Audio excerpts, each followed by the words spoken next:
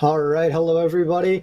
We are here for match two of the day. Once again, I am Toxic Gerbil, joined by Rich Rad on the broadcast, and we are bringing you Seton Hall, not to be confused with St. John's University. I know, S's are confusing. They're like halfway through the alphabet. Up against Butler. And Butler are pretty big favorites. They placed really high in the previous season. They have a great record so far this season. A bunch of pretty confident players on their lineup as well. We've had a couple of them in 4 interviews, and they've all said kind of besides St. John's, there's no one else they're looking out for. So we'll have to see if Seton Hall can make them heed their words. I mean, and again, with this bot lane, we've really seen a lot of performance coming out. Carthango and Mojo have really synergized well. We saw a lot of that synergy last weekend, the way that they've been playing. As we're going to now take a look going into this, again, we do have Butler on that blue side with Seton Hall on that red side. Already a couple of bans coming in where we've got the Lee Sin. We also do have on the reverse side with the Xayah, which we saw a little bit of action with, and then Ivern as well for the jungle play. A little bit more of a jungle focus coming out by Butler specifically onto Seton Hall. Ivern is another one of those champions I think is pretty low-key. I think he has great clear speed. He's the best champion. He's somehow, funnily enough, the best champion in the game at contesting Scuttler Crab, which is hilarious. And then we've seen a lot of bot lane focus recently. A lot of just like AD carries carrying games. And or just like Bruiser's top running things over. And Ivern is really good at just being the enchanter that makes both those picks kind of immortal. And as we do see that Misfortune and Yuumi coming out, again, those are a very, very top selected pick and ban.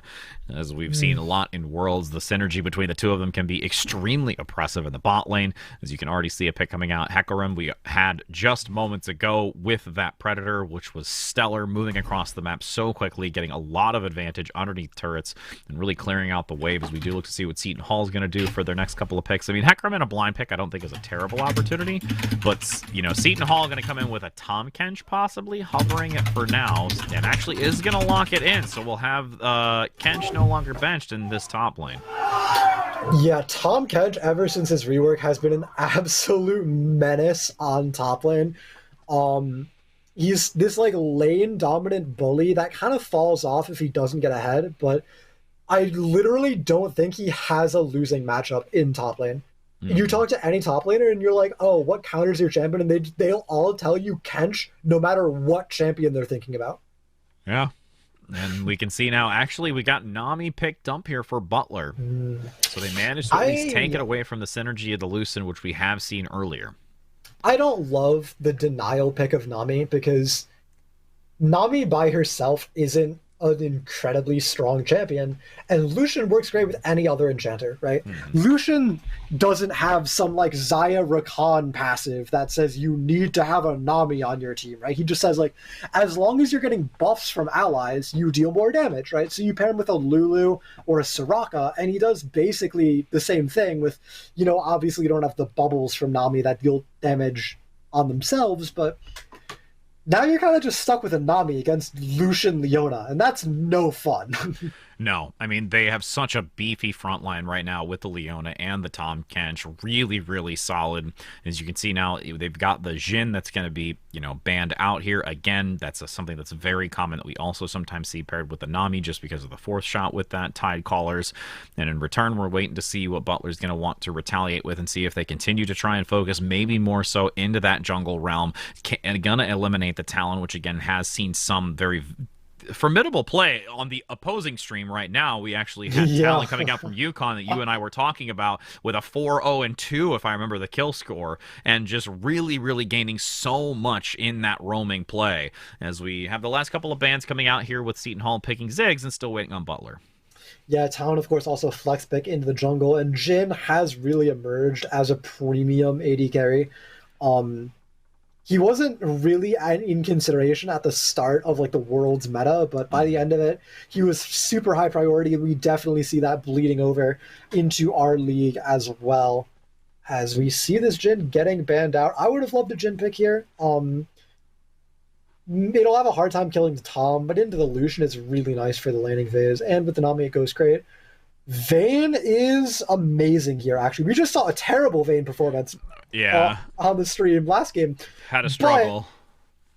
I will say, I think that Vayne into this very beefy, triple immobile, tanky front line of Seton Hall is actually exactly the kind of game where Vayne shines. Gwen into Tom Kench is pretty good for Tom Kench, though, as is every other matchup, but kind of particularly not great for Gwen, if I remember correctly. And it means it's probably going to be a Graves mid, unless we see some weird lane swap shenanigans.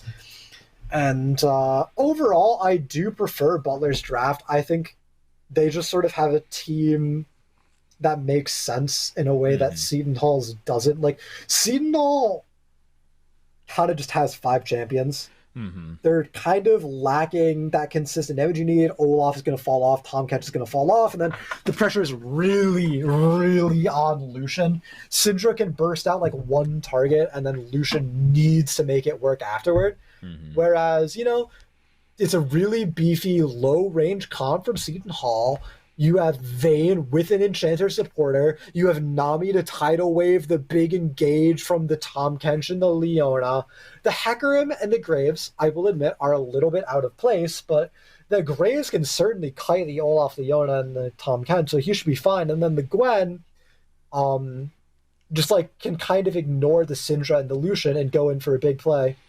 And And I mean, when we yeah. look at this historically too, I mean, Mhm. let's be honest. The one thing that was really substantial with Butler is almost kind of their liquid nature when it comes to swapping between lanes, their rotation. Shin has had 100% pick rate on this Graves, not has been denied it once in every game that they've played. So they're Mm. constantly on this consistent pick, and their ability to rotate between lanes, understanding the types of matchups or value that can be brought. I would not be surprised to see that happen here consistently as we saw last week, and just really, again, like I said, this liquid type of play and how Carthago moves as well with Mojo. I mean, I've been really giving a lot of props to Butler because I think that, we talked about St. John's and who they're looking to play against. Same thing for Butler. They're looking to play against St. John's. That, if they're going to try and face off against those upper teams because they're doing so well just in this overall 5 weeks that we've seen them play so far, I'm really excited to see how they continue to move into that direction. And with them going against Seton Hall, like you mentioned, their composition, little just bit more of a pick champ and attempt to see what kind of synergies work. There was not, I think, as much of a bigger picture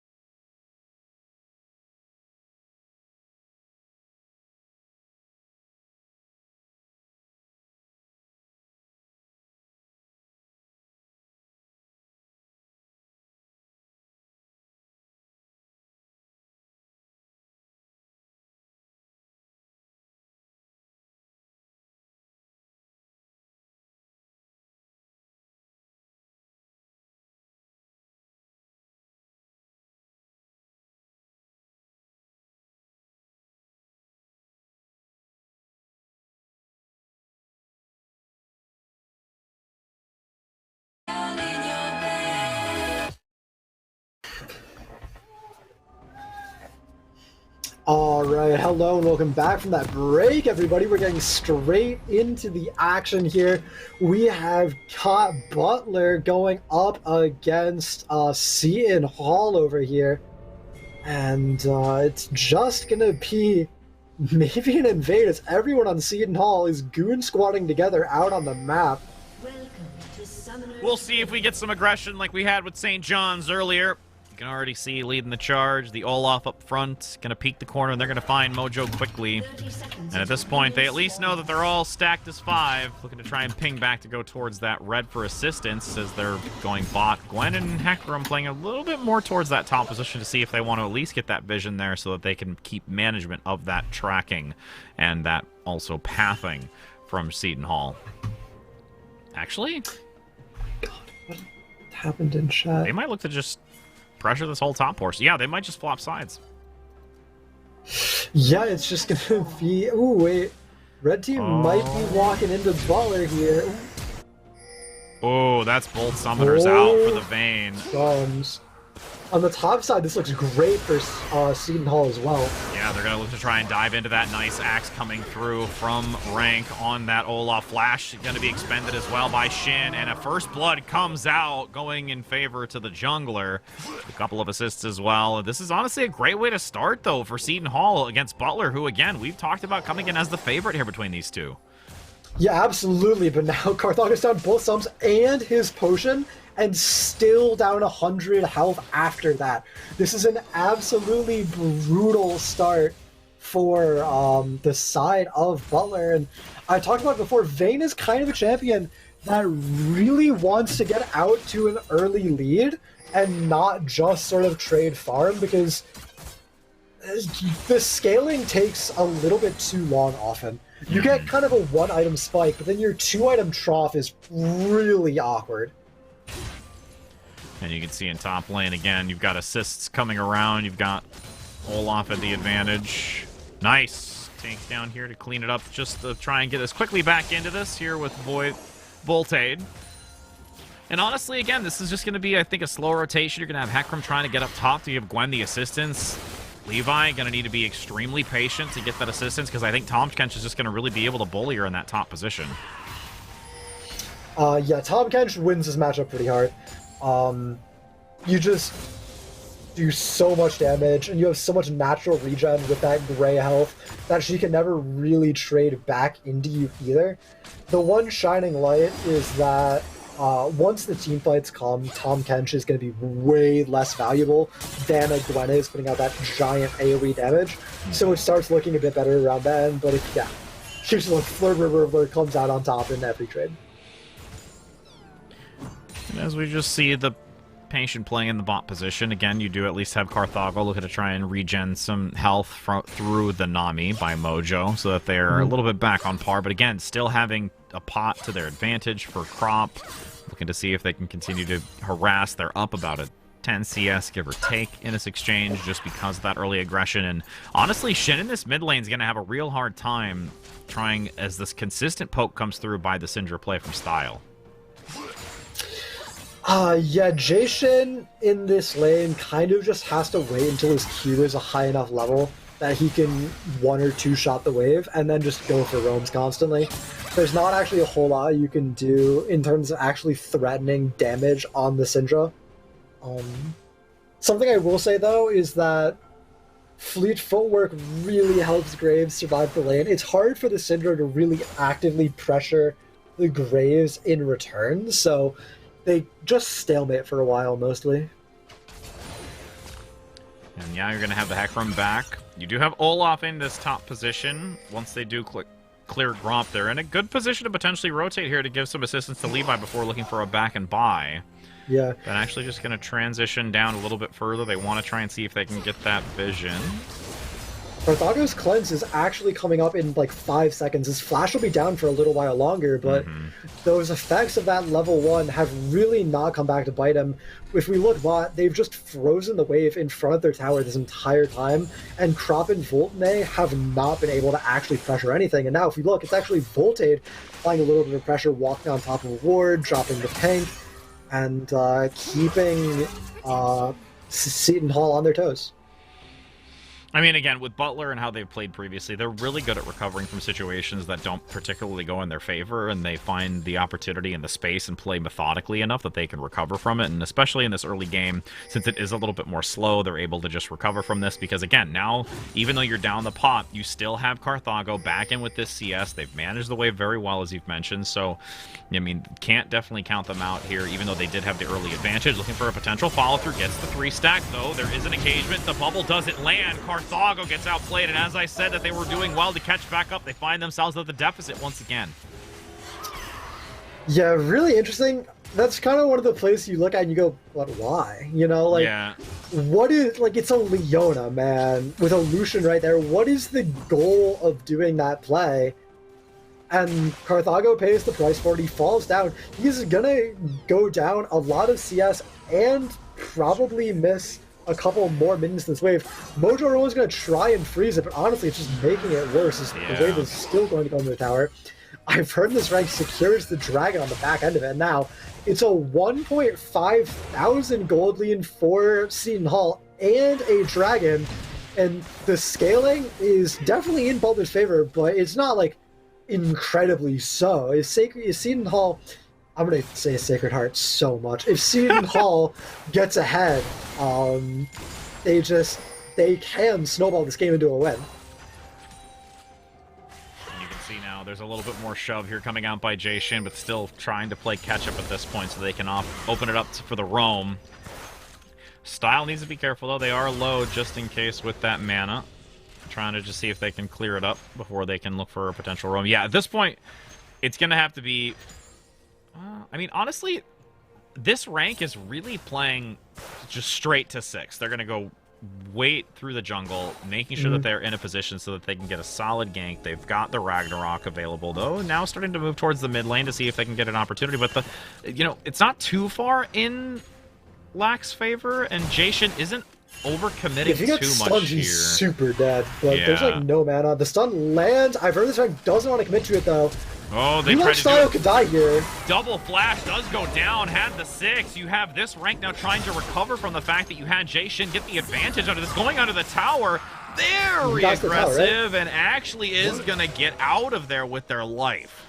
Yeah, but in the end, it's a 1-for-1 with 3 members committed from Seton Hall compared to just the 1 of Butler.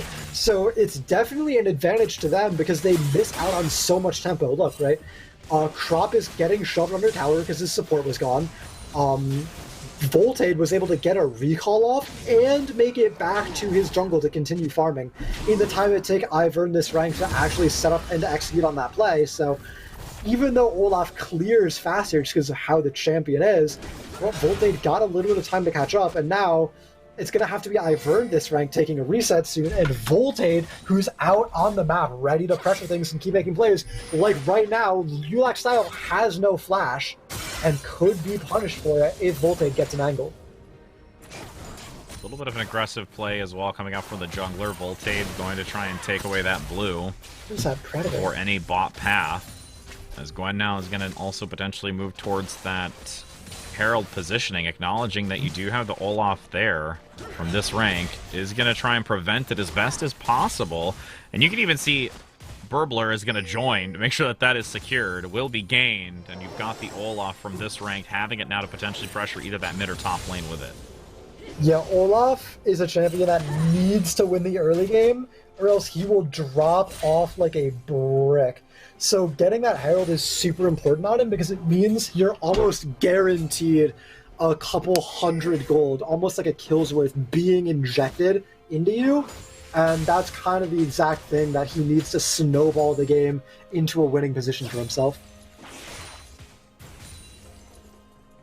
And, you can see, honestly, a little bit of a counter jungling here for both sides. You're going to see aggression coming out from this rank, trying to take advantage of it, and acknowledging that that blue is probably stripped away from a little bit of vision that came through with Hecarim moving, posturing towards that middle position. And once Olaf manages to get it, he should be able to move to top. Here comes another opportunity to force back Style. Does get a decent engagement to force him under tower. But there's some decent vision going to come out as you've got the jungler moving towards top. On the reverse side, though, Butler's going to try and stay towards the bottom position. And honestly, this is a chance now where Levy's going to get probably overrun, maybe.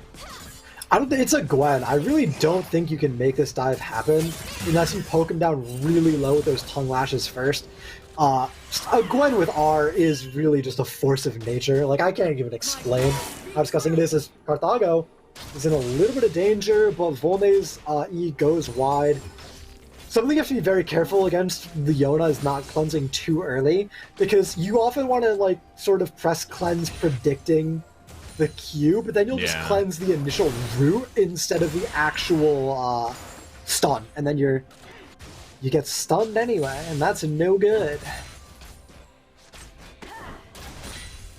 And just a lot of slow, methodical play right now. Again, Butler knows that they're at the disadvantage at this present time. They have to make sure that they are farming under tower as best as possible, since they know that this bot lane has the advantage. You're going to see the roam coming through, but now needs to be careful because you're going to have that vision ward there. Jay Shin does have awareness for the Leona, and at this point, they're not going to be able to get any value with it. Now has to draw back. I mean, this is kind of exactly how Butler has to play the game, right? They can give a second dragon if they really need to. They just need to wait for Vayne to be on, like one item, an item and a half. Then they can start taking fights again.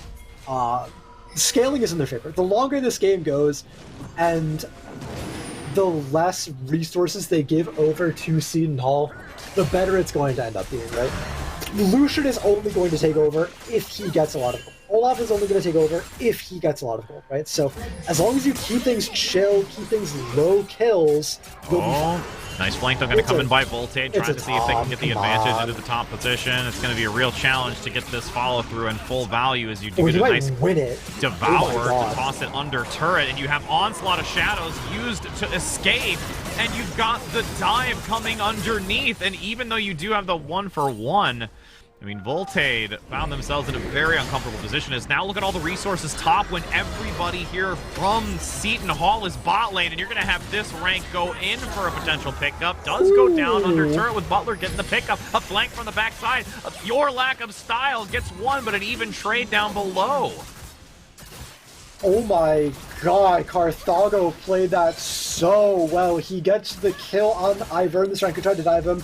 Then he gets the Q to go invis to deny the instant R from the stun on Ulak style, and is able to get the one important auto off onto him to make him die to the tower as well. He catches in a kill. He catches in a shutdown. And now, yeah, you guys lose the bot tower, but you made a play top, and you got 4 plates top lane. And then you also cashed in those kills in the bot lane as well. It's still a positive trade of gold for Seton Hall, but Carthago is the best person on Butler to receive gold. So while they may have gotten a little less gold for the play, the gold went to a better place for Butler, and it really saves the matchup, because we look, without that gold, he was completely out of the game. He just earned about 600-700 gold for himself, and he was 1,500 down before, and now he's just a regular flat 1,000, and that's a huge difference. Well, they even got a couple of plates too in the mid lane, because you had Shin managing to be very aware of that evasion and just dodge from the Syndra going down to the bot lane. So even though they lost that, they still gained that additional gold there as well. And as you do see now, first item completed though, coming out a couple on the side for Seton Hall. Again, of course, the Olaf having the Gore along with the completion for Lucian with the Gale Force, so they do have that one-shot engage potential, possibly looking to try and dive onto maybe the support play of the Nami, and a lot of focus here really residing in top, because they want to try and now open this up as well, but needs to be careful, as Gwen's just going to keep some early vision onto it, and honestly, just this Leona is going to continue to roam as Crop continues to reside in the mid lane to try and harass Shin. Yeah, also, I don't know how I even talked about it. This Syndra has Predator, by the way, if you guys haven't noticed. That's not standard, but it's been more and more popular to just take Predator on random champions and force roams. Unfortunately for Ulak style, he has really not been able to make roams work that well for him this game, so this rune has really not been put a lot of value. He's actually down 2 levels to Jason just off of missing EXP to going for roaming plays that didn't work out. You're going to see this now, attention to the top once again. Look at all of the vision that you've got coming out from Seton Hall. Again, that's something that has really been growing from them. They've been doing a lot more proactive warding. They've really started to invest a lot of gold into that so that they do have the intel and the information necessary to try and play these river positions a lot more effectively. Goes in for the dive in the back. Mojo gonna get knocked down. The Zenith Blade gonna put Volami into a very uncomfortable position. Heal comes out by Crop in the back, making sure that they can survive over the wall and actually gets out. While in the top lane, you're going to have Levi getting a little big for their britches and has to try and bail out because Burbler is going to look for the follow-up onto Levi. Even is going to try and get the potential dive underneath. Could just get it, but as we rotate back here towards the river position, it's a scrappy fight all around. But now Levy is going to be in a very, very uncomfortable spot. Tahm Kench with an Anathema's Chains is just a walking demigod. He just sat there and face-tanked every hit of a Gwenar, multiple full combos from the Gwen, did not care. He just kept right-clicking and tongue-lashing, and he comes out on top of the chain. Now moving into the middle position, you're going to have Rank trying to play very aggressive onto Jason. Gets the Ragnarok so that nothing can slow the momentum as Carthago in the back still keeping some distance, having the great triple proc. There is still numbers advantage here for Seton Hall. But again, trying to outplay. A TP comes in from the flank. This could be an opportunity since it's now a 4 versus 3 from the side position. Levi comes in trying to get the damage onto Crop. Isn't able to do so. Beautiful stun coming out by Ulak Style to shut down that engagement. Yeah, Ulak Styles, while I just kind of flamed him for not finding good roams, his stuns have been so good this game. He's hit multiple crucial multi-man stunts. He hit the one in that little river exchange that saved Volney's life. He hit 2 big ones in that fight that we just saw. And he's kind of silently just putting in good work for his team. Oh, Ulek Style gets stunned, but on the counter side, you're going to have Jason getting very, very low. Carthago manages to take down the stunner once again. Ulek Style eliminated now. Looking to try and go back into it near that Scuttlecraft, getting the extra positioning so that they do get the movement and trying to draw back. Levi now going to look for that blast cone to try and escape, but what a great stun here with a knock-up from the dive underneath as you've got that rotation now onto the Dragon, and Seton Hall coming out big in multiple engagements here. Yeah, Butler is absolutely falling apart here. They're able to find the flank and actually pick off Ulak Style, but Jay Shin gets chunked out way too low to actually follow up the fight afterward. Carthago just doesn't have enough gold yet to be able to pump out the damage he needs to. He didn't have R for the fight either, so he wasn't able to go invisible and kite around, so he just gets blown up as well. And then once those two are gone, there's no damage remaining outside of Butler. Realistically, right? They have the Gwen, they have Voltage, but those aren't the big damage sources you need them to be right now. So once those are gone, it's just a wash.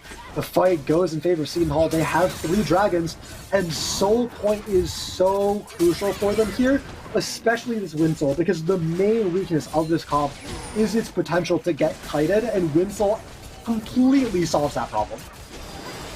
You can see now a little bit of a harassment. Mojo gonna try and play close to see where the rank is, though. They're getting flanked very quickly. Jason now gonna try and give some assistance. Onslaught of Shadows up in the back line, trying to see if they can shut down Style. Manages to get it. Numbers advantage here for the time being, as Voltage is gonna go down. Riptail, Shelly still getting some autos onto Levi. As you do have Blurble, they're gonna be overwhelmed. Carthago in the back still getting a lot of space to try and press through. Now going for Volmi. The flash comes in, the dash, the reset. There's the triple kill going in favor of Carthago. And now the saying that there was a lack of gold and opportunity to shut down moving forward. That's going to be a quick triple to push Carthago into a more favorable position on this vein. Yeah, that was the literal dream for Butler. They could not have asked for a better play to happen. They get a triple kill onto their hyper carry, who perfectly counters the enemy team's composition, and they get the Herald to secure top tower, and then probably just take the resets, get the mid tower, open up the game, right? It's now the Blade of the Ruined King to give sustain and better kiting to Carthago, combined with the attack speed it gives and the Kraken Slayer attack speed. He's going to be pumping out insane true damage, invisible, with healing, and a Nami protecting him. He already is destroying these fights. He solo zoned Crop off of the fight in the last exchange we just saw, and then went back in to clean up everyone else. And it's only downhill for the rest of Butler, or for the rest of Seton Hall, as they do find a pick on Levi in the side lane. But honestly, it is just the Carthago show from here on out. All eyes are going to have to be on him in fights. I mean, we've seen some very stellar play from Carthago previously, and it's not disappointing here. Even when we found them at a deficit from the start, getting picked out early, great Zenith Blade landing from Volme earlier to really just continue to try and prevent them from getting that snowball necessary, but really understanding these fights to a T in the river position, where it looked like it was going to be Seton Hall with a great rotation of flank, but now they're actually going to draw focus. They acknowledge that there's 3 bottom. It's leaving Baron open. They don't have any vision here. Seton Hall is going to actually have this stripped away, but you've got Blur now with Black style moving, trying to move in, gets the stun. Colin comes out by Crop across the side, looking to get the damage onto Mojo. It's still going to be Baron buff going in favor, but they do have only onto 4. Now it's going to be Carthago attempting to try and get anything as they're left alone, and now they're going to try and rotate, but no one else is going to get caught out. That's only 3 now with Butler having that Baron buff. Yeah, it's 3 with the Baron buff. It's 700 gold going to Syndra as well. And it's going to be the death timer on Carthago, very importantly. It's also going to be his use of his ultimate, which is going to come back up like right as this dragon spawns. And this solo dragon fight is going to basically decide the game. You have to imagine. If this Seton Hall lineup gets soul, it's probably just going to be a crushing lead. But if they lose the fight, if they get another wipe, and their soul win condition is solid for 5 more minutes, that's so much more time for Butler to catch up in the scale. Carthago, the main carry, is already back out on the map, and with 30 seconds on this dragon spawn, it has to be Butler starting to push up. They're going to shove out mid, they're going to drop this Herald mid as well, and try and force Seton Hall to actually come and answer it. I mean, at that point, they're going to have to put him into an uncomfortable position, like you said, with that Rift Herald. And at this point, if they do forfeit this dragon, it's not a terrible position, just because it has been no dragons obtained yet so far from Butler. But you can see all residing in this middle position. Great stun coming out to put down a little bit of damage as the tower from the outskirts finally goes down to the mid lane.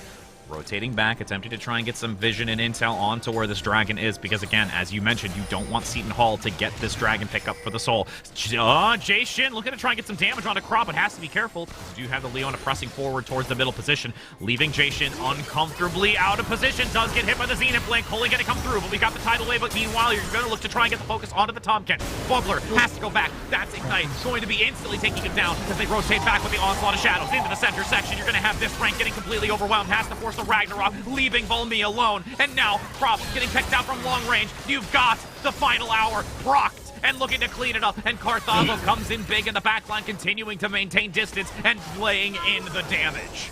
Yeah, and in the final hour, indeed, Carthago comes in clutch. Jason kind of looks like he's getting picked off in the mid lane, but he's relatively tanky with that shield bow, and at the same time, Flurber Burbler, the main man of this lineup for Sacred Heart, gets caught out by himself, run down by Carthago.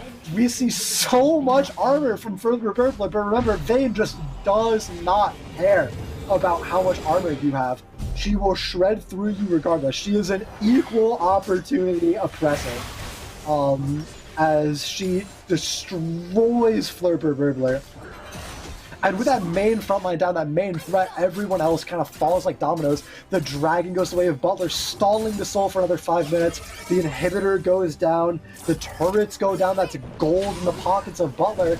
And now, for the first time in basically the entire game, I think literally the entire game, Butler is actually up gold. It's less than 100 gold lead, as we see it's now back to dead even. But Butler, with the scaling advantage, has even gold, which means they are in the lead this game, and in 5 more minutes, we're going to see another play, just like the one we just saw, and it's going to basically decide everything. Maybe in 2:25 is Baron maybe the next major objective that really starts things.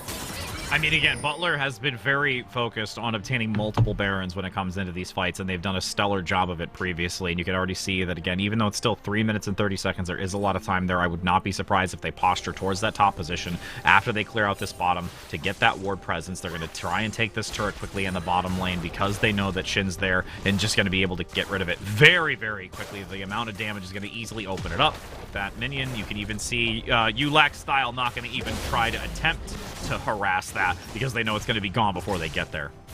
Yeah, just look at how much the tempo of the game has shifted. It was Seton Hall really pressuring for so long, and now they're just so afraid to go anywhere. They don't have vision control down. Look, they have one ward in top lane, and that's literally it, right? They just can't go anywhere without fearing that somebody from Butler will be there for them. They're getting split pushed. Somebody always has to be mid to answer, which means they're at a numbers disadvantage on the rest of the map, and they're kind of getting pulled apart. And with Baron spawning in a minute 12 and no one from Butler moving, it looks like they're going to try and dare Sacred Heart to pressure it and say, if you guys ever move out of bot lane, we're going to take your base. Now waiting to see if they can clear this up to try and get some damage onto the tower. Little fearful for that top lane. Croft's going to need to be extremely cautious going against that Gwen as Carthago continues to clean up here. Just stacking that CS way behind in CS compared to Croft.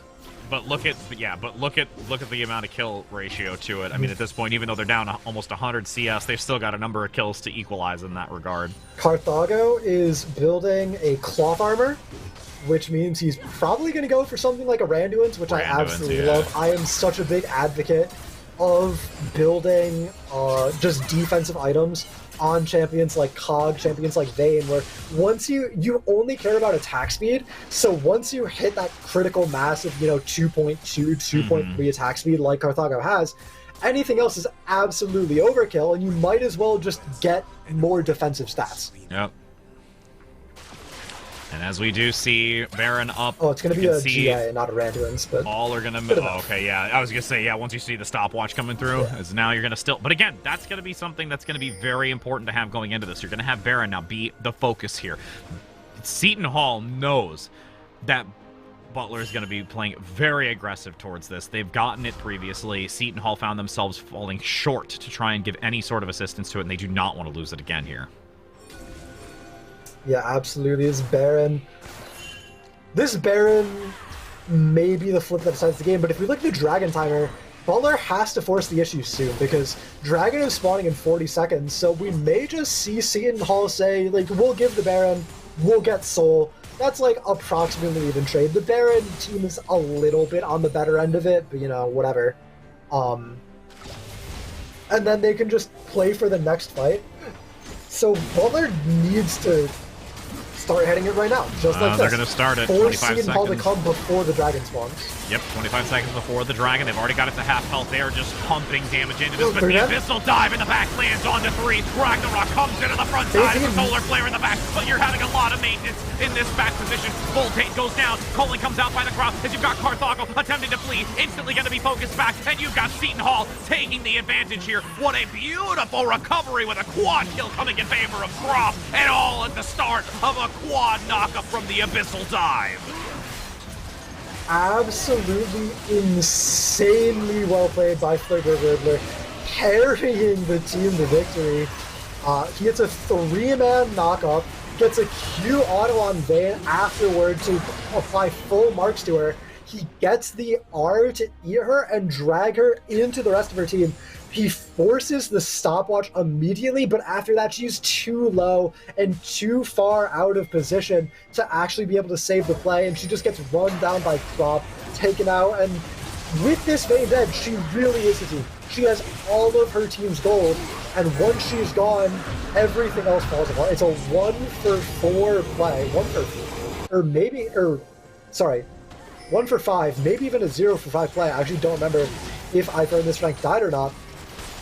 And it's going to be the Baron and the Soul, and now it is doomsday for Butler. This Seton Hall lineup is monstrously stacked right now. And I don't know how Carthago's going to be able to kite when the Wind Soul is just making the enemies way too fast to run away from. I mean, already when you have and Jason looking for the Abyssal Dive comes in, Xenoblade after the flash comes through, you've got the unleashed power, managing to pick it up with the assistance there.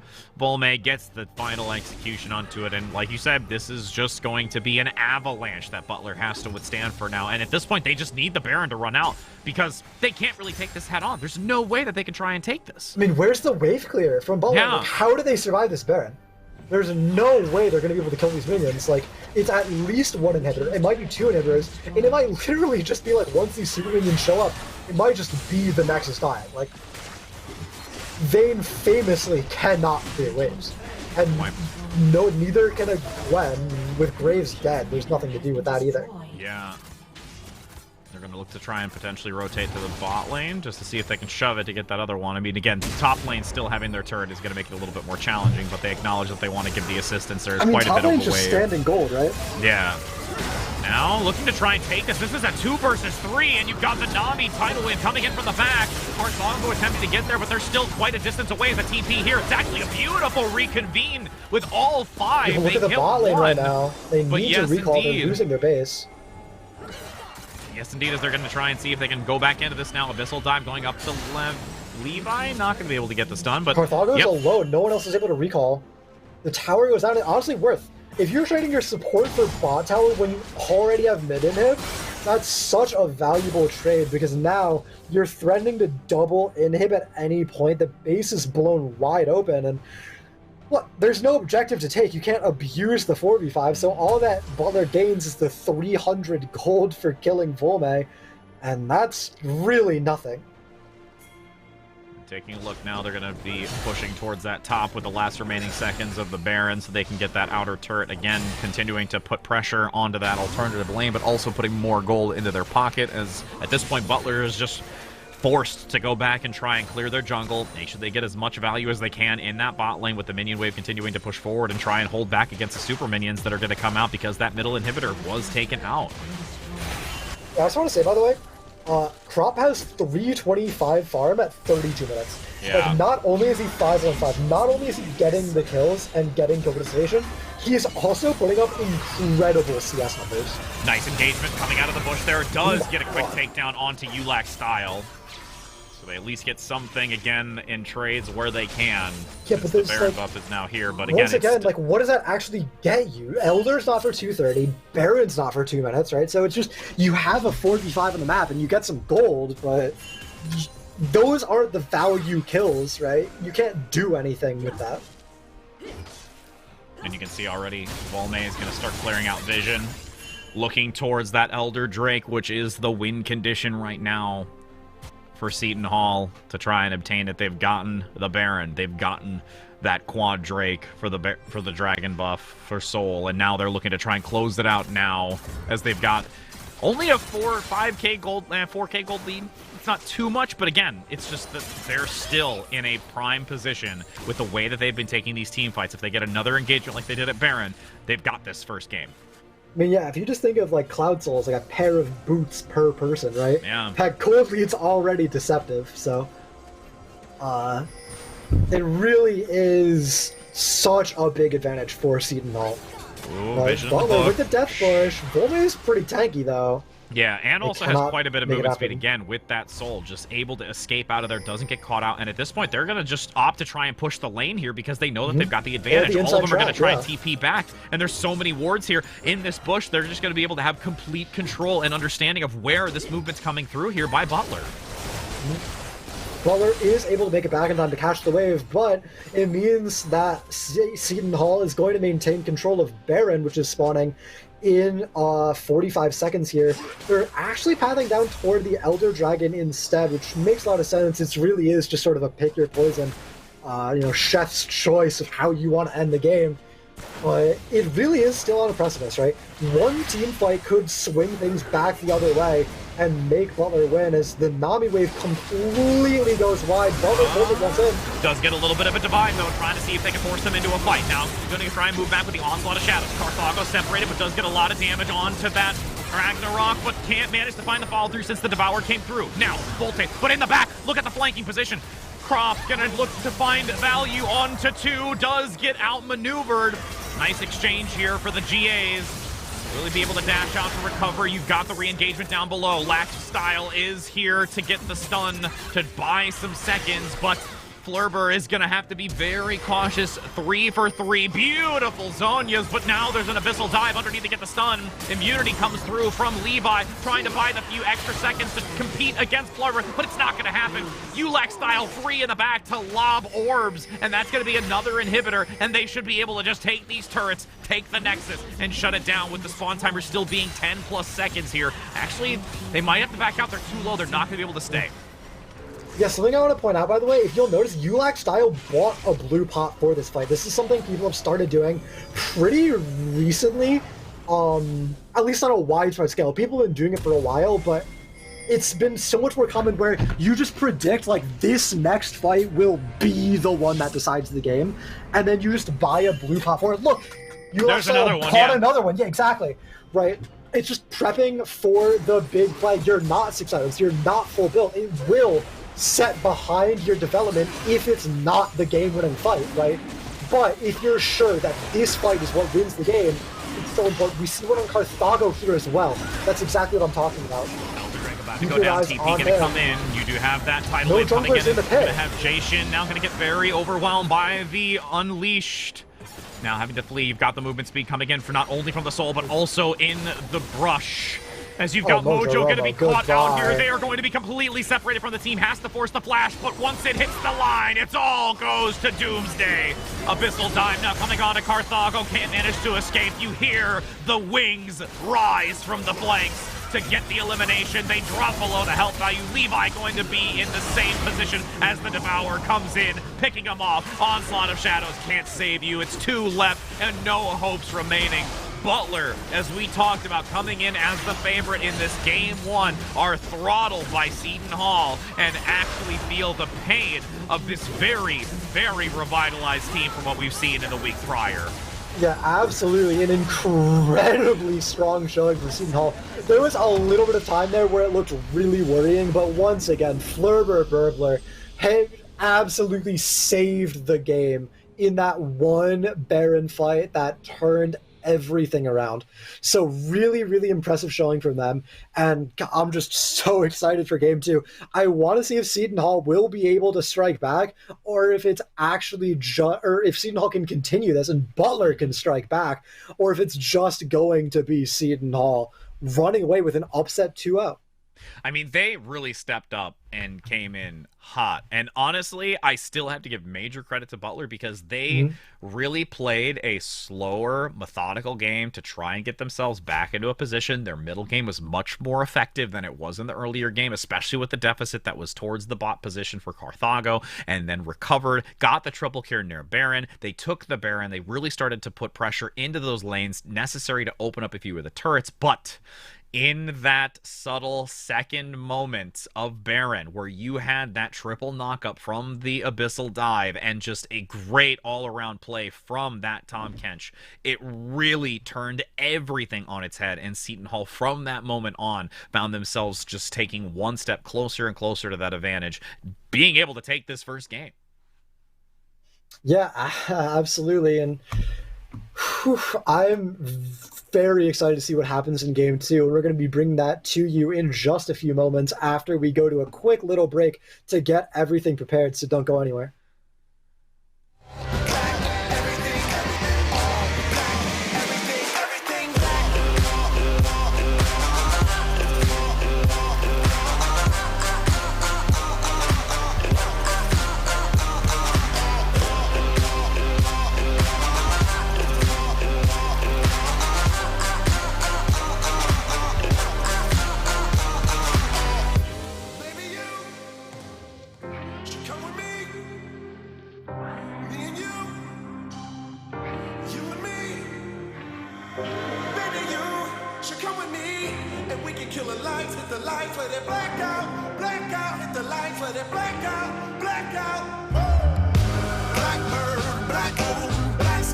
Black light, black everything, black heart, black keys, black diamond.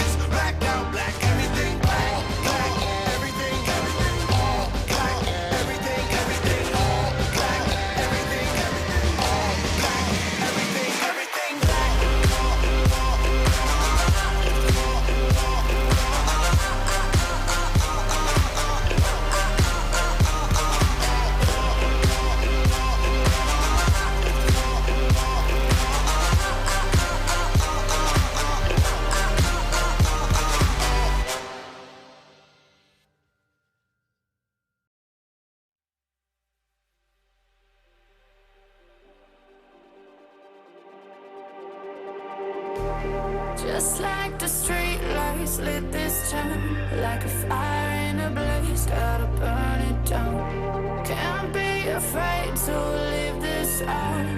We got this far, don't know how. I see danger in your eyes. They know we'll burn down the night. Coming just like the sunrise. You know that.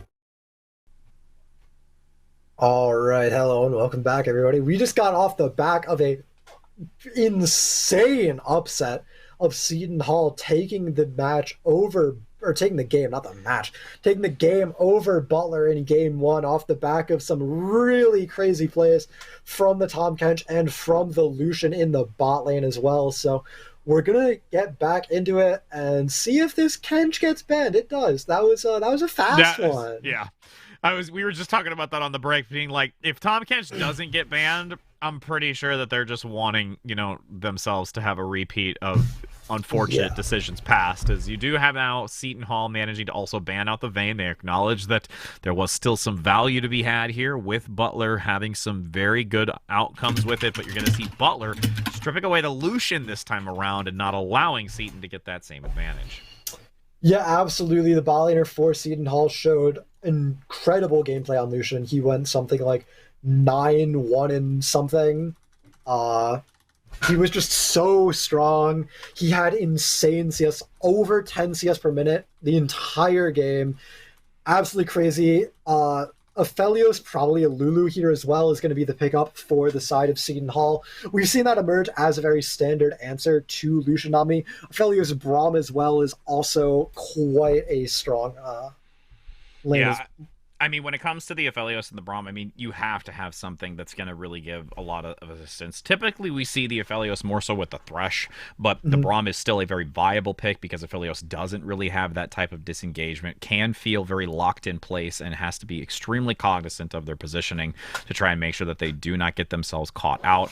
With actually now, when we take a look at the opposing side, you're going to see Lulu going to be selected for that support role with the Lucian. And again, that's one of those enchanters you've highlighted multiple times over the course of the day-to-day and how much value it can bring to this character like a Lucian. And honestly, going into this, I'm really excited to see this matchup between the two of them. And I mean, honestly, with how Carthago has played previously on the Lucian, I'd almost say that between this matchup, that it is still favoring Butler at the moment. And when you've got a Trundle coming in for Butler, I mean, they've played some seriously good Trundle with their comp before. Actually, don't pick Ornn to Trundle, homie.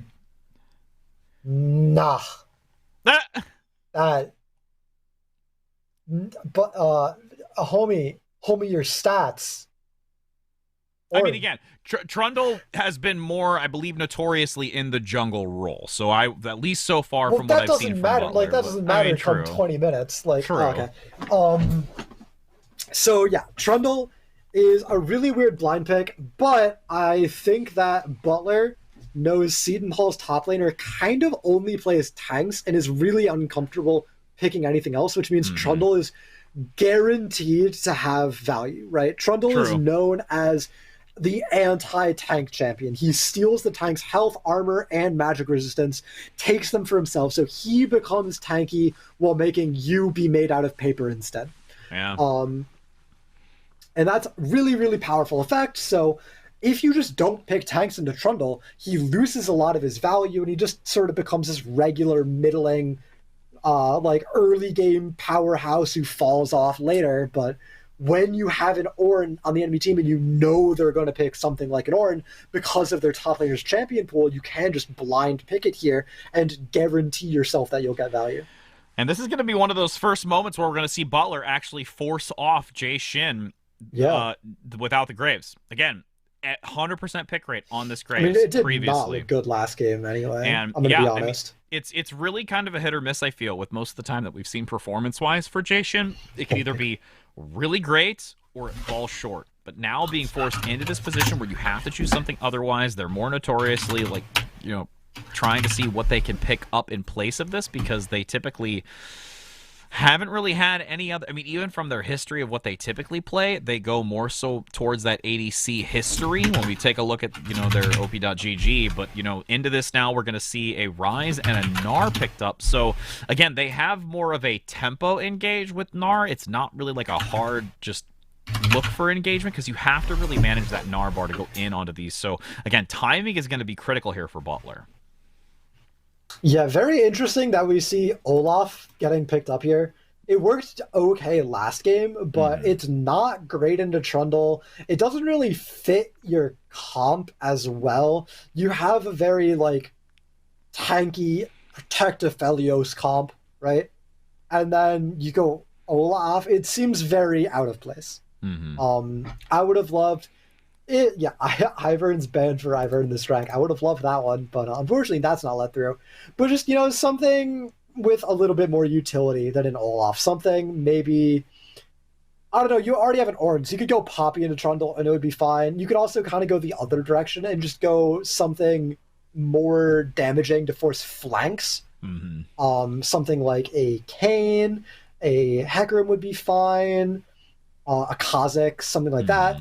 But, Olaf is just this kind of weird middle ground where you're not really a tank peeling, but you're also not you're not a threat unless the rest of your team is also diving with you, and they're not, right? So he sort of is in this awkward middle area where he's not good at either thing he's supposed to do in this comp. And we'll be able to see if Seton Hall is able to bring the upset to Butler, which again we've talked very highly about how they've played more dominantly in these previous weeks, and honestly feel like they fell a little short there in game 1. But with game 2, looking at this composition that they've put together, it's definitely something a little bit more strategic, looking for that team fight to see if they can find value with it, maybe even having a little bit of a divide and conquer in some instances to focus on those objectives, which again they are very, very objective focus in their history. So I'm curious to see how that's going to play out against this team. But I would agree with you even further about the Olaf dynamic to it. It's that you're basically trying to get the best of both worlds with it. Yeah, you're trying to get the best of both worlds, and you're really getting the best of neither in the end. The Ahri as well came through as that red 5 last pick into Ryze, and I think it's actually a pretty good matchup into Ryze. If you kind of hit that, you can match his wave clear pretty well. If you hit that one skill shot, you can really pressure him.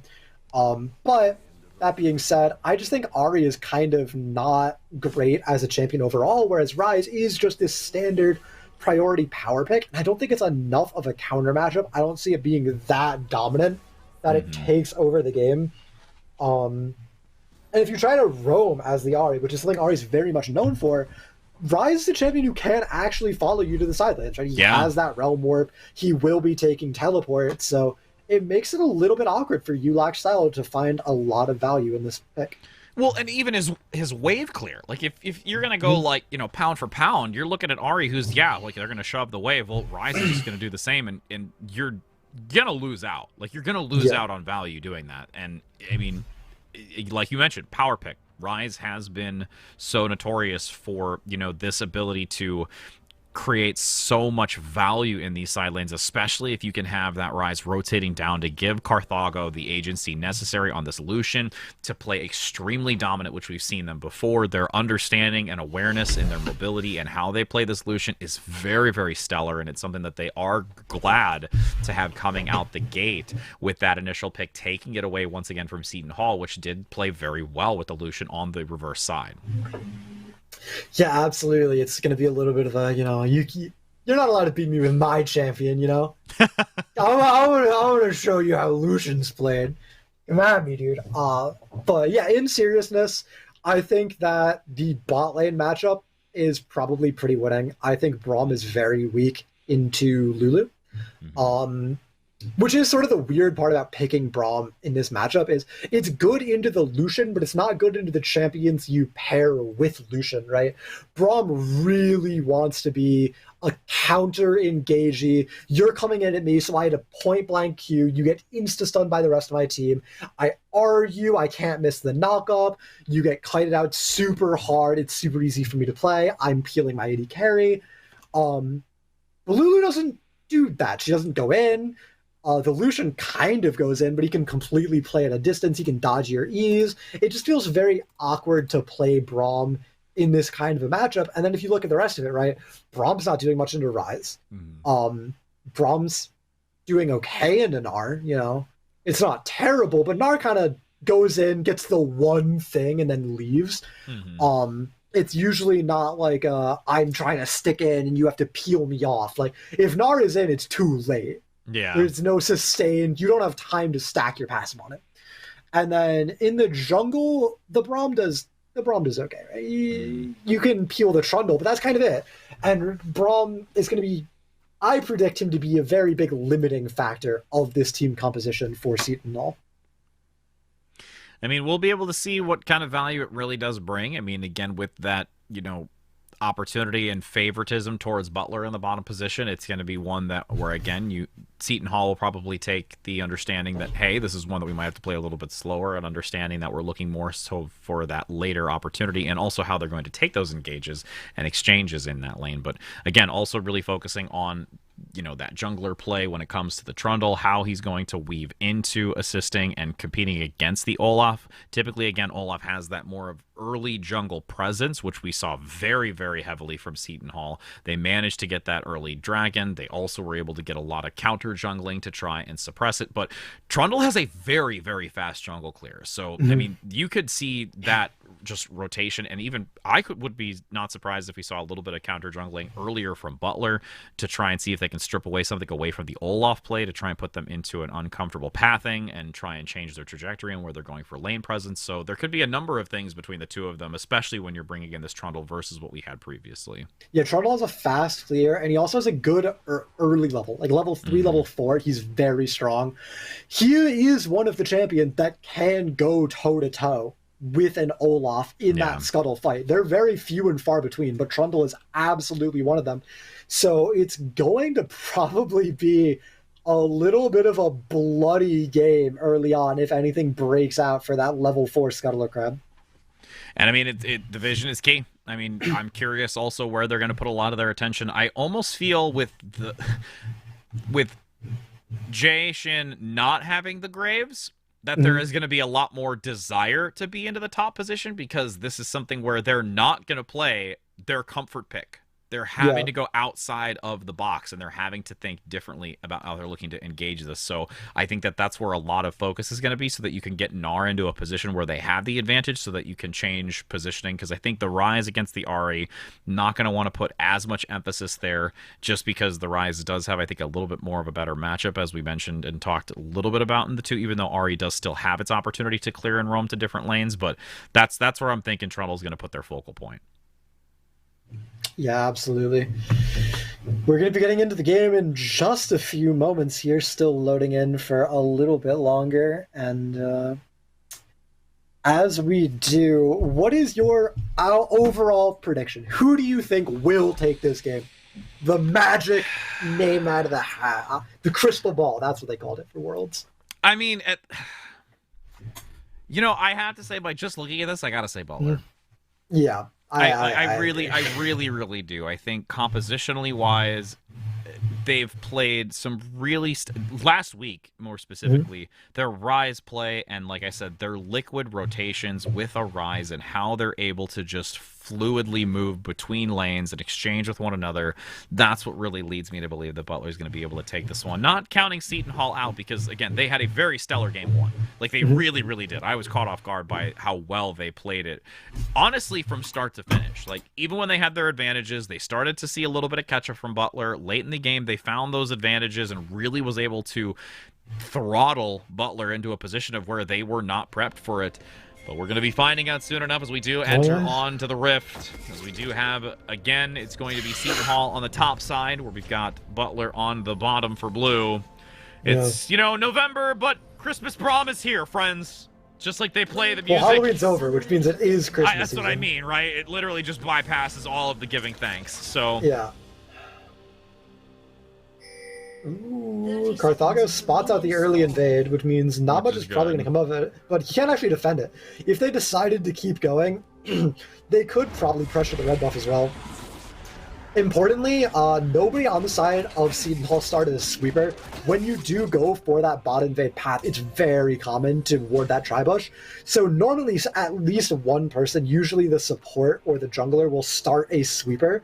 So you can just check that bush on your way in and get your, little bit of experience and your 30 gold, little prize, a little bit of a crumb. But nobody did that from the side of Seton Hall here. So they're not going to be able to make that work for them. And as they play a little bit more forward position, potentially going to look for an opportunity once they regroup. But both going to start red at this moment where they can path. Olaf's going to have the chance to potentially give assistance down to the bot lane where we did seem that there is a Butler favor. And in the return, with Trundle being towards that bottom start to the top, it's going to give agency to Jay Shin on the Gnar to see if they could potentially... Actually, no, never mind. Trundle's actually starting top. I did not... that was my mistake. I saw the two down below, but they're only going to really ward the red to see if they're going to have anybody come across to counter it. Yeah, absolutely. And it's not standard that we see both junglers starting top side. I feel like both bot is pretty common, and then one top, one bot's pretty common, but both topside does not come up that much, and it means that we might see a really bloody scuttle fight. Because instead of it breaking into a 3v3, it might break into a 4v4, and then top laners may teleport in, and there may be a straight-up 5v5 at 5 minutes, but if Volpe takes trades like that, we may not see it happen. I mean, yeah, Carthago got a significant amount of damage here onto Volme, and now has to pop all of their pots to try and sustain through that. Looking to top themselves back up. Again, both about even in their momentum. Have a little bit of a change-up in where their, again, focus is. You've got that Trundle position from Voltaid looking to go right to the red buff as you still see the full clear coming out first by Iverned. And should still eventually meet towards that Scuttle Crab in time, though. You're going to actually see Trundle playing a little bit aggressive here. Might look for a pillar play as well.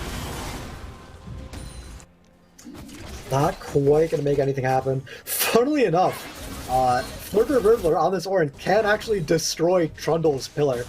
Orin, for those of you who don't know, doesn't only destroy Orin's pillar, it destroys any champion-made terrain, including Trundle's pillar. So that is something you have to look out for, is Trundle may just accidentally enable Flipper Riddler to crowd control his team. A little bit of a rotation now from that little position. Do have a TP coming in. Levi has to bail out of this. Doesn't really have any mana either. Safe. Yep, Flash will be able to get out. Now there needs to be some great presence up top and push towards the tower to try and punish the TP that came in. Is going to be able to get close to deal some damage to the turret, but now with the rank and also Burbler moving top, Gnar's not going to feel pretty comfortable and has to back here soon. But yeah, Voltaid gets the bot crab. He's going to have to give up the top crab, but Jason knows that everyone's coming back up. The reinforcement runs away. He shoves in the wave, denies the XP, gets himself a CS lead, and saves his teleport, right? So he also has that TP advantage, which he can either cash in right now to keep up the pressure, because he'll have items and Burbler won't, or he can just walk back, which is what he's opting to do. Orin can buy in lane. How broken is that? I just remember. Yeah. Doesn't even matter that you have an item. It doesn't even matter Orin doesn't have TP. But yeah, so Jason going to be able to pressure Orin, take these trades, and try to poke out Burbler, and then abuse his teleport disadvantage. It means that Seton Hall has to be very careful in the bot lane, because now it could be Jason teleporting into a fight down there, and Burbler cannot match it. See some very aggressive pressure too, making sure that you can get to that tower. Potentially lose some CS under it, since there is the advantage for now. And honestly, I mean, this is going to definitely help quite a bit. As you can see already some attention down to the dragon. You're going to have Seton Hall Olaf loves very dragons quickly. like this. Yep, early at 5 minutes, looking to try and pick it up. You've got a little bit of recognition, though, with the rotation, especially because Volme did move. Carthago is going to look to try and take a wide positioning here. Needs to be careful. TP is actually going to come in onto the vision. It's a 45 right now. This is what I'm talking about. Burbler doesn't have teleport now. He's still just walking top, and it looks like Seton Hall is just going to have to forfeit it. Ivern's looking for the steal, but opts to not go to his death. A little bit of damage traded back over, but not a free dragon. It costs your top laner's teleport, but bloodless dragon for Butler is something you love to see. And you can see going back to their respective positions. I mean, and again, ultimately, you're still going to have, I mean, the loss of maybe one wave here when it comes to Jay Shin in that top position. But again, it could have been worse. Let's be real when it comes to obtaining the dragon. And at this point, you've got a little bit of separation. Presence up towards that middle river, as you now have knowledge of it, though. Levi got to come back in to try and harass. Low mana here for ULAC style, so needs to be extremely cautious in this. Yeah, he already had enough mana for just that E, which could have made things really bad. As Crop gets blown up by Carthago. I don't think he was expecting Mojo Romo to just be waiting in that bush, but he gets polymorph. He can't use his summoners to escape in time. And he goes down. I didn't expect him to top deck. Now you've got the Horn, gonna get the knock up. You are not gonna go Mega anytime soon, and that's gonna be a nice rotation here for the jungle. Didn't have the ward there in time, and Seton takes full advantage of it. Yeah, good little kill traded back, but it's gonna cost him no camps actually on the bot side because he took all of them already. So very well done by Ivor in this wreck. Great pathing, no chance of being punished for spending time top lane, even though Voltage did have the presence of mind to actually try and go for it. But this bot wave is shoving in toward Butler, and that could spell some trouble because Voltage is here. Oh, past the force to flash instantly. Gonna be able to escape there, no worry. They've got Unbreakable Wall, mitigating any of the incoming shots. But that's a lot of health taxed off this Braum again, and his flash. He's already down on EXP, so he is feeling a lot of pain in this lane. And I said it during Champ Select, I'll say it again, I really, this is not a lane, or a game even, you want to have Braum in. He is going to be the weak link of this team, and he's feeling it already. And as we take stock of the time, you're going to have that Rift Herald coming up in just a moment. You can already see great rotation here coming out from Irvin. Looking to see if they can maybe get some... I know, right? I realized that I said that. Iverned. I had my hesitation of that's wrong. Yeah. It's okay. It was like the Sacred Hearts comment earlier, I think you said it was. Yeah. We're having our go-to words, apparently. But...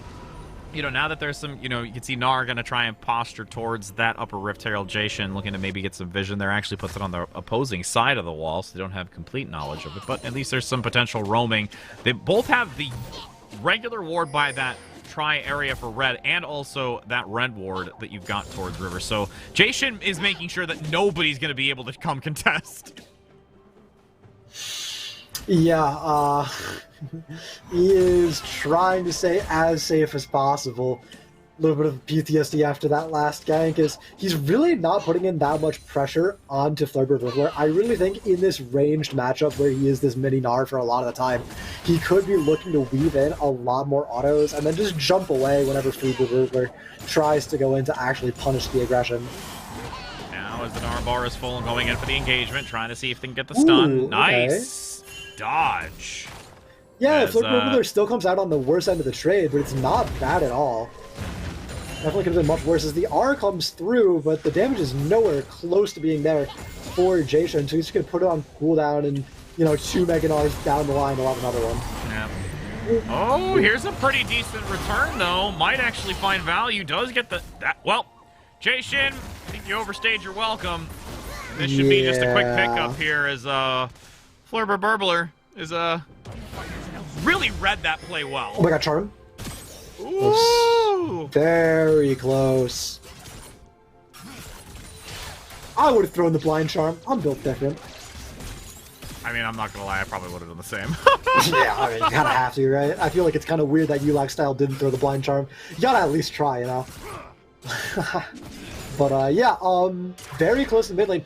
Once again, it is Seton Hall up on gold. It's 1,000 gold lead, which is, it's not breaking the bank, especially when you consider there is a dragon for Butler on the other side of things, but we've seen a lot of priority recently on getting gold instead of getting dragons, so Seton Hall probably feeling pretty comfortable with how things are going right now, especially considering their scaling is not bad at all, but Volme going down so again. Aggressive, wanting to get just that so minion. Not allowed. Yeah, I understand that you want to get the minion, you want to proc that gold, but not like that. That is just and that's going to give over another dragon. If 4 people and a kill wasn't enough, Jason was just in the area for funsies. So he's going to shove mid back out, go top, and now Crop is looking like he might be receiving a 4-man dive. This is a great recall. No one's here to stop it, so he is going to stay safe, but in the top lane, it's plates traded back for Flurber and a 20 CS lead as Ornn somehow wins like every matchup. I don't get it, man. This champion does so much damage, dude. It's just the resilience of will, I guess. I don't know. I saw an Ornn smacking it around an Irelia in solo queue the other day, and my world just stopped making sense. Oh, someone's world's gonna stop also and not making sense as it's going to be 4-1. Beautiful Gnarl to come out to try and get one. At least picks up Flurber. Oh, it wasn't all in vain. So close. The CC chain wasn't quite there. Volmang not committing the Brommel, I think, was what made the difference. It was a knock-up into a charm, but that Bramar didn't re-crowd control after the charm faded, meaning the Nara went off, and now Voltage has a great angle. It's 3 of them actually, as Rise is walking up now as well, and they are grabbing loud. Christmas trees rise from the ground as you do have Butler with that positioning to try and take it back.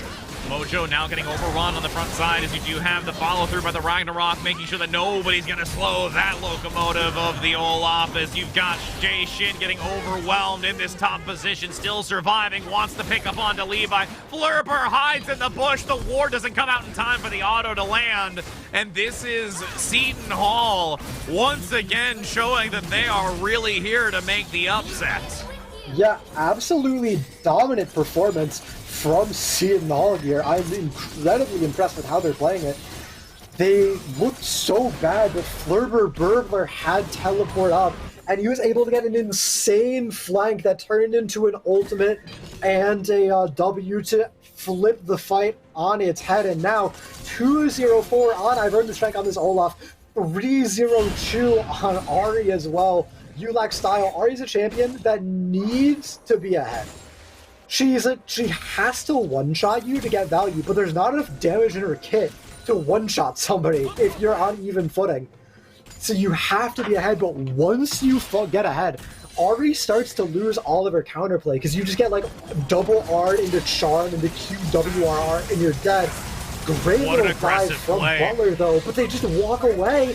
The teleport from ULAC Styles trailed, and now the play's getting turned. Looking to see if they can get the charm as well. You've got the Wild Growth coming out onto the back line to see if they can keep Levi alive. Numbers advantage here. Pillar comes in beautifully as Volmaid's going to go down here very quickly by Voltade. Crop as well. You've got Butler taking advantage where they can as we rotate to top. Jason's just going to jump out and bounce because there's no way that they're going to look to try and re-engage that. Yeah, in the end of the absolute fist fight, it's a 2-for-0 exchange in favor of Butler. They're able to pick up kills, and they're able to just flip the play around. It looked so bad for them for a moment there. Once ULAC style came in, he just wasn't able to actually get in enough damage to finish anyone off. Mojo Rama with the giant growth is just too powerful, and everything is turned around. Still though, it's a 3,000 plus gold lead in favor of Seton Hall. It's 2 towers to 0. They're up a kill, and yeah, there's 2 dragons on the side of Butler, and once Butler gets the 3rd, we can talk about them winning the game. You know, right now it's still very much Seton Hall favored. I mean, and honestly, major props to them. Like we said, they're really stepping up their game and coming out to play. As this Aphelios has started to not really find their stride just yet. He's going to get locked down here. Stand behind me, also giving some extra assistance to Crop. Kind of weird that Everfrost doesn't count as projectile, by the way. I don't know if you noticed that. Yeah, no, I was just watching that myself, yeah. Yeah. It's such a weird thing, because it looks like a projectile, and it comes out like a projectile does. But no, it's just, it counts like everyone in the area. It doesn't count as a projectile for some reason. Goes through the wind wall as well. Samira W, all of them. The more you know, friends. Yeah, knowledge is power. Right. as now you've got the dragon coming up here in just a matter of seconds. And Seton Hall looks very well positioned to take this dragon. Ulak style misses the charm. That's so big. He loses his ambush potential, but that Q does so much damage to Carthago already. Great guns for Trap though. He needs to get the turret down. Voltade's gonna die. Or another Thorn gone now, looking to try and come in. Quick clean up here. Nice charm into the back. They might not have gotten the first one, but the second one sure did land. Mojo's gonna get overrun, and you will have that beautiful turnaround. Ulak style, just forcing back Carthago so they can't even be involved, and that will be a free dragon here for Seton Hall after they've already lost 2 previously to Butler. Yeah. You know when you watch it, you know when you're like playing a game and you're going like, guys, it's winnable, it's winnable, it's winnable, it's winnable, it's winnable. And then you lose that one fight and you're like, oh. Awkward. Well, great kill for Butler Carthago though. Oh my god. I mean, alright, well I was saying that Ulak style generously donates 600 gold back to the main carry of the enemy team. So that's pretty cool. He's actually up gold. He's the... Yeah, he is now. He's up now. Gold now. So is the mid laner. So is Levi. Even gold up... Oh, wait, no. What? I can't read graphs. Yeah, Carthago is the only person on the entire team who's up gold. And he is going to have to be the shining beacon. Unfortunately, he's the only champion on the entire team that Braum is good against. Yep. So it's going to be a little bit awkward for him to play around this Braum shield when these big team fights start cropping up. And as we approach with that 3 minutes, just shy of it for the Baron to come online, you can see that there is still a little bit of presence being divided up top as some rotations come through.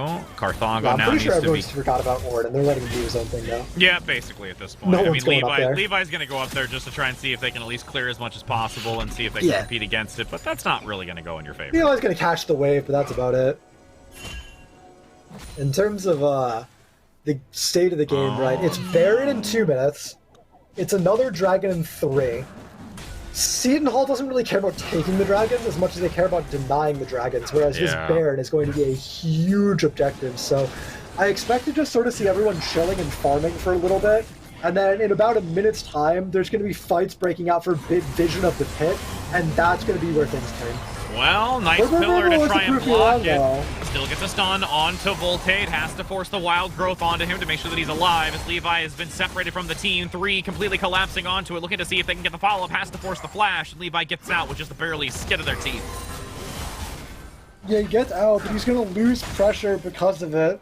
It's going to be waves going the way of Seton Hall. It's going to be mid-tower probably falling as well. And that is gold that I'm sure Seton Hall will be glad to have. They've got a blast going to get to, though. Yeah, they might actually just turn it, though. Fisher now going to try and land it, getting to the multiple stuns as Volme gives that wall to block a lot of the incoming damage, but Mojo's going to have to force the flashes. There is a big execution coming through, 1-for-1 trade. And now with the Baron approaching in just 60 seconds, there's the TP coming out. The Realm Warp in the back allows an opportunity, but there's the wall to block the damage. Volme is still going to be chased all the while in the bot lane. You're going to have a beautiful charm land on Jay Shin. No ability to get into the Gnar fast enough, but the kill doesn't come through, and you still have Seton Hall managing to take this all around the map a majority of the time. Yeah, it's another 1-for-1, but it's another shutdown going to Carthago, right? That's another 1,000 gold in Carthago's pocket. He's 4-0-2. He's like the shining beacon for his team right now, and he's the one who keeps getting donated all of the gold. Nice slow, though. You're going to have to force out the ultimate here. Actually, unfortunately for Carthago, he is actually now down gold to crop somehow. After everything has been set on, this 50 CS lead means crop is actually up 200 gold, despite the multiple shutdowns that have gone to Carthago. Oh. Ivern now going to get locked down for the moment. Yeah, Levi with that phase rush is just way too fast. Either. And now Baron is up. Neither team feels comfortable enough to actually position around it, though. The vision control is very firmly in favor of Seton Hall, but they can't actually start it without risking something like a Gnar and a Trundle getting Rise Art into your team, and then the Carthago following up on it. Now with the positioning, gonna look to try it. I mean, there's some decent vision though. here for Seton Hall, at least to block pathway to the Baron. So they'll have full knowledge of it if they opt to go for that dragon position to try and deny it. So they will be very aware. I mean, look at the ward coverage here from Seton Hall. Yeah. Again, that's one thing I really commented on. They needed to up this for quite some time, and they've really been doing so, and it's spoken so many volumes for them in these games. Yeah, if I'm Seton Hall, I want to just trade Baron for Dragon here. I want to accelerate this game and win before Ryze and Lucian are problems. I don't care about giving third Dragon. If it was Soul Point, different story, but it looks like Butler is going to go to the pit and just start hitting it. Yeah, this is exactly what I'm talking about, right? This Dragon means nothing to Seton Hall. They can't give Baron up for it. They are going to peel off and go for this deep flank by Flurber. This is an amazing position. They're all following into him. He's rooted. He can't recast his art. Jason now going to get that Megador coming in too. Nice early pickup. The wall's going to mitigate a lot of the incoming damage. Now with the doubles coming through with the backside, the Aphelios is just wreaking havoc with now the front line being completely obliterated. And that was once again Seton Hall reactively being in the proper position. The flank works out beautifully with Flurber and now allows them to look to take this Baron and try to pressure lanes once again. Yeah, now it's going to be the Baron. It may also be the Dragon. It's probably going to be mid-inhibitor. Just everything is going to start to collapse for Butler off of this play. The gold lead is ballooning to almost to 8,000 in favor of Sacred Heart. Or Seton Hall, oh my god, in favor of Seton Hall. They're going to take the Dragon, they're going to take the respawn, spend the money, and they're going to run straight down mid, and they're going to take this inhibitor as well. Once that's gone, the bottom lane will fall immediately after, and it's just a series of dominoes. You're going down the checklist of like, okay, here's how to win a game, right? You get the Baron, you stack the Dragons, you take mid inhib, you rotate the side lanes, you take side lane inhibs. The inhibs being down lets you take the next Baron, and then you win the game. I mean, they've really, really stepped up, and absolutely. I mean, it's actually quite impressive because Butler has really been on a tear for quite some time. So to come across, you know, Seton Hall, where we've seen them growing constantly week over week and really being able to accelerate their gameplay and leveling up has been such a treat to watch. We've done how many interviews with Butler players where they've all said, like, yeah, those St. John's guys are pretty good, but no one else is. And now they're here, you know, getting on the cusp of losing to Seton Hall. An amazing showing. Rotation now coming from the bot position. Jason gonna have to go just being careful here. Even Levi's gonna look to take the Realm Warp now up to that top position to see if they can find the advantage. Has to be careful though. Ulak lands the charm. That should be the pickup. Has to force the flash. Levi goes down, but that's gonna be a very uncomfortable position to be in as Carthago puts out the damage. And now you've got the Ram in the back. Wild Growth onto Mojo themselves because they were just desperately trying to live. Won't be able to do so, and now again you've got this split push. It's going to force it onto this turret in the mid lane. You're going to be able to wait for that wave to come, but all the while top lane is being able to clear out these turrets quickly. This inhibitor in the top lane is going to be open and ripe for the picking. Yeah, it all falls apart for Butler off of that one pick onto Lulu. The top inhibitor is going to go down, the mid inhibitor is going to go down, their team's going to go down. You've got the Fisher coming in. Nice engagement here to try and lob them into the tower. That might be enough from Jason to put them into an uncomfortable position to try and see if they can turn it around. It's not going to be easy, though, as you do still have Blurber having to try and escape. All the while, Crop's just going to draw back, look for the inhib, come back in now. They're low health values, but it doesn't matter. They've got the damage, they've got the numbers. They're just going to look to try and push an aggressive flash coming out by Crop, trying to get rid of Mojo since they're back into the mix. Voltage is going to get instantly popped by Ulak style, going aggressively into the spawn.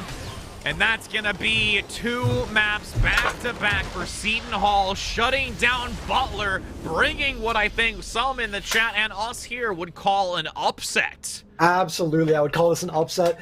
And honestly, if I were to watch these games back, I wouldn't call it an upset, right? If I didn't know the ranks and the histories of these players going into it, Seton Hall just looked good. They just looked like the better team. There's no ifs, ands, or buts. There wasn't some big Butler through the game twice miracle comeback play. It was just consistently, Seton Hall was outplaying Butler, and then they won, right? Yeah. I think it's a really impressive showing for them. And if this is the form they're in the rest of the season, I think they are going to be top contenders. Yeah. I mean, it's one of those things where you love to see teams over the course of these weeks. Again, this is week 5 that we're seeing them continuously take strides into a better direction for themselves. And I mean, I cannot wait to see how they're going to continue on. I mean, with their showing today, and like you said, highly talked about, oh yeah, Butler, looking at St. John's, that's the team we want to look at. Well, you got to make sure that you look at all other teams just as formidable adversaries, because right now, Seton Hall definitely made it look like Butler's got to take a hot moment and rethink what they're looking at as an opposing side. Yeah, absolutely. Seton Hall really making a name for themselves. They've had some other wins. They're not one of the bottom teams. They're doing well, but this is, as far as I'm aware, the first big win that they've gotten. The first Butler is a top dog team. They placed 3rd in the last season. So getting this win on them in a pretty solid fashion, a 2-0 win, is very convincing for cementing themselves as playoff contenders. They are looking to compete with the other top dogs. And, with us approaching, because again, this is week 5, we're approaching that playoff section to see where we're going to have all seeded into their proper positions. So every win like this is something that's very important for them to try and get them into a position of where they're not, let's say, maybe going against that number 1 team, where they can work through the ranks. They can see who they can eliminate, try to posture themselves into a position that is a little bit more formidable if they do have to go against them later on. As it looks like we're just getting confirmation it is going to be ULAC style for the interview that we're going to have. So we're going to head just to a short break to get them into that channel with us so we can get a few words from them, because I can guarantee you they're pretty excited about this match today. So don't go anywhere, friends, as we'll be able to speak with them in just a moment.